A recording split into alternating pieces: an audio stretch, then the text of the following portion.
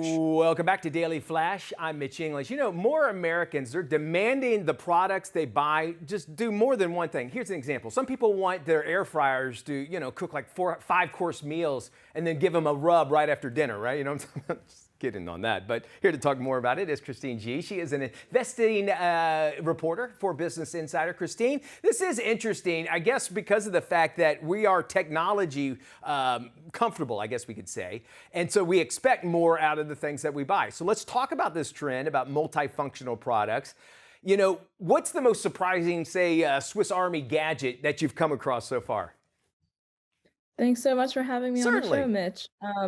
So one of the most surprising things I've come across lately is I'm seeing a lot of stuff in the realm of pet accessories. There's like cat litter boxes or like places that like double as furniture.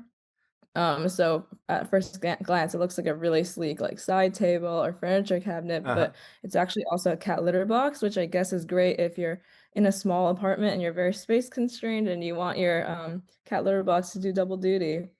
I think so. And, you know, a lot of times I think now that whole form over function kind of are melting together so far. And I can imagine that pet products are high on that list because of the fact that, first off, a lot of people, if you have a pet, you probably have disposable income to be able to buy things for them. And we want to. They're like a new child and that sort of thing. So no surprise to me at least, that pet products are way up there. There's something that you reported on. It's called the lipstick effect.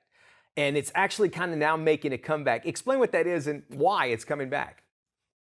Yeah, so the lipstick effect refers to a phenomenon where consumers might pull back on really big ticket events like a fancy international vacation, but they still want to treat themselves a bit, especially in times of an economic downturn. You know, budgeting is hard, it's can be really discouraging, and retail therapy is a thing. It is. So, what you do when you don't have like a lot of disposable income, but you still want to splurge a little bit means that you buy something like a small luxury item, such as lipstick. So the term was coined by the chairman of Estee Lauder, Leonard Lauder, in 2001, right after the dot-com crash and 9/11, when he noticed that a lot of people were buying lipsticks. There's an uptick in those sales. So I think it's definitely not a surprise that it's making a comeback with high inflation, concerns about a recession.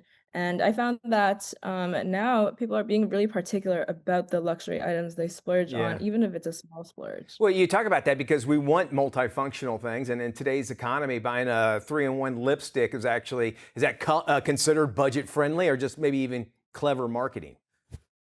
I think it can be a little bit both. So maybe some people are feeling the appeal of the minimalist product and they do purchase less because they did buy a product that can do multiple things at once. But at the same time, if it's like a cool shiny new gadget that you want to add to your collection, that's not exactly a saving or the best way to like spend discretionary income if you're trying to save. So in a downturn, like companies that make their money selling these sorts of items don't want to lose out either. So they still have to, bring in income. So it could be a great marketing Y- tactic as well. Yeah, they have to be one better than their competitor. I can buy into that. But there are products out there that do too much and then end up not doing well at all. What about those? Yeah, I feel like that's like definitely a pitfall companies can fall into.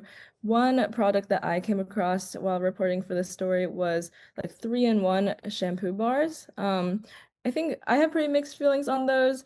Essentially, it looks like a bar soap. It's Uh-huh. like shampoo in a really concentrated form. So the argument is that you can use it as, shampoo, conditioner, face wash. I think earlier, like a few years ago, people were really like there was a big joke about how men only use like 3-in-1 shampoo Right. conditioner, and maybe rightfully so because I feel like some of those products are not like kind of at odds with each other. Like I want a really a cleansing shampoo, but maybe I want a more moisturizing conditioner. It makes a lot of sense, and Christine, I'm guilty. I'm one of those that buy the 3-in-1 in my shower right now. This is interesting. I'd love to find out more, and actually, our viewers at home can find out more. Thank you for joining us, Christine. And if you want to find out more about self-optimizing, you can head over to businessinsider.com. We'll also have this link in this interview on our website at dailyflashshow.com.